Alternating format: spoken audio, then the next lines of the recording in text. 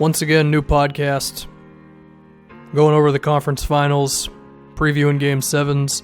Amir Van kicked out of Brockhampton.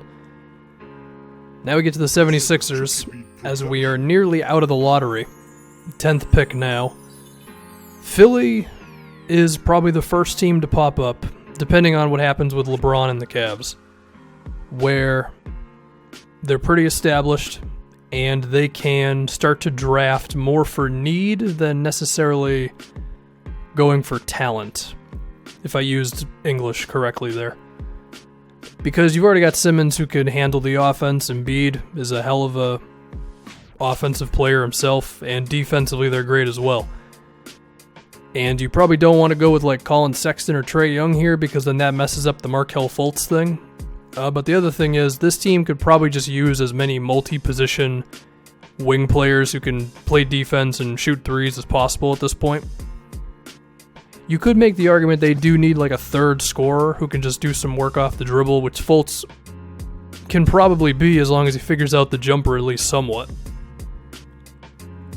So you want to give him some time to do that.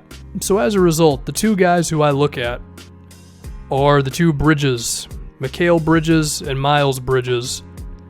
Similar in some ways, different in others. I think Mikal, as I highlighted in the video yesterday, 3-and-D guy, 6'7", and shows like real defensive chops to be able to stay in front of ball handlers, switch among a few positions, good lateral quickness and all that. And then shooting-wise, he took a lot of threes, shot 43.5%, 85% at the free throw line.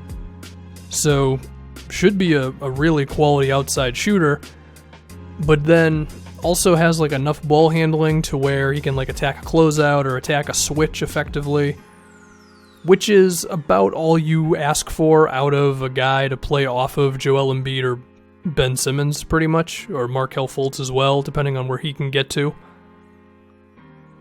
And so you could add Mikal into that, and it just kind of works, right? Like you have a lot of versatility with, him and Covington and Saric, and if Redick is going to be here next year, maybe Ilyasova would be here, I don't know.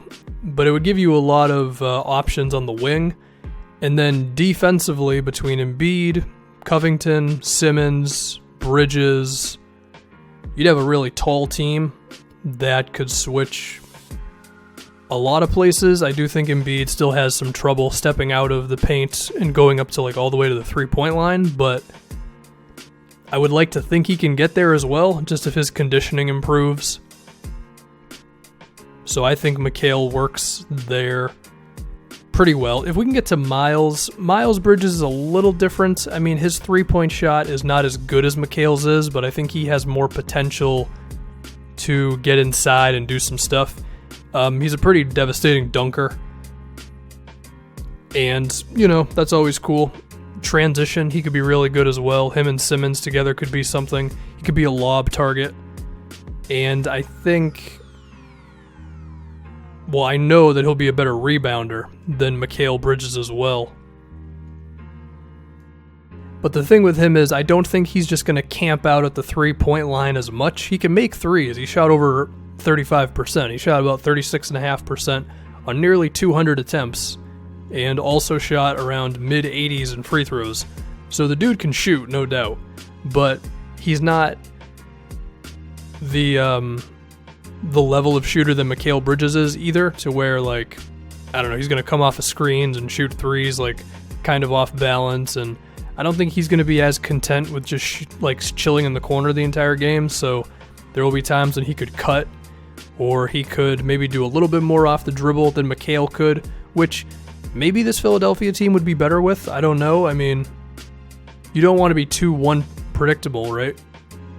One-predictable? That was not the correct term. Whatever. You don't want to just do the same thing all the time, right? Because once the Celtics figured out how to stay in front of Ben Simmons, Philadelphia's offense had some trouble if it wasn't Embiid just being really good. So if Miles could give you a little bit more of a jolt in terms of scoring inside, that could be something for you, sure. Once again, depends a lot about how Markelle Fultz progression goes. I think Bridges, Miles, I should say, could be a better small ball 4 than McHale could. And if you want to go with Ben Simmons at point guard, then that could make that a little bit easier. Potentially messes up Dario Saric a little bit, but, maybe not. This team seems to be not really locked into positions as much. However, the one thing with Miles where he could be a little bit more of a risk than McHale is that he is in this weird in-between where he wants to be an inside scorer, but his handle is not totally there to do it. And maybe he gets there, but maybe that's not what you totally need either if you're Philadelphia, right?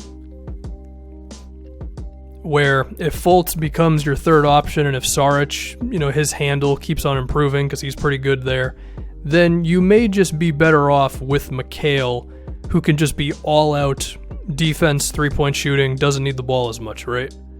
Whereas with Bridges, I could picture him really working on his post game or working on his ball handling, and he could be good for someone else, but maybe not as good for the Sixers in that respect. I should also say that there's a fear that he just might not be as good of a defender as Mikal Bridges as well,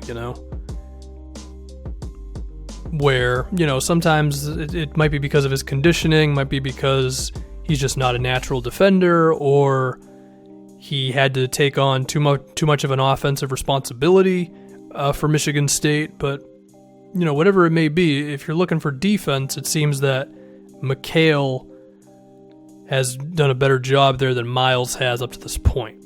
So, yeah, but there's a chance that Mikal Bridges is not available at number 10 for Philadelphia.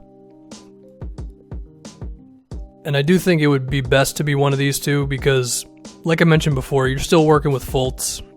And if Fultz can be what he's supposed to be, or at least 85% of what he's supposed to be, then there's a decent chance he ends up being better than Trae Young or Colin Sexton, And then after you get past that, then you're looking at Troy Brown Jr., who can't shoot, and Kevin Knox, who he's the mold of an offensive player, but he's got to work on it some.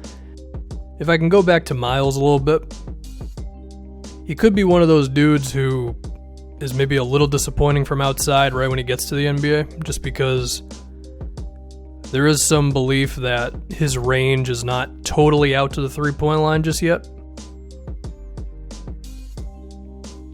And if that was the case, and I'm not saying this is going to happen, but I'm saying this is a possibility, then that would suck because, you already got Simmons who can't shoot.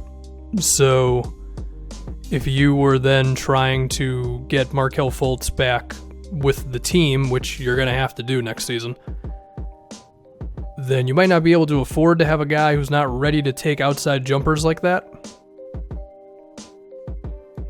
But yeah, I think I'm done. I think Mikal Bridges is perfect for them. I think Miles Bridges could be good for them. And then after that, there's no real answer. So, I don't know, maybe moving the pick would end up being the best move for them. I know there've been a lot of rumors, kind of big rumors. Whether any of those actually mean anything, I don't know. We'll just have to see. But I'm done. Once again, new podcast. Conference Finals, Amir Van and Brockhampton, and I'm done.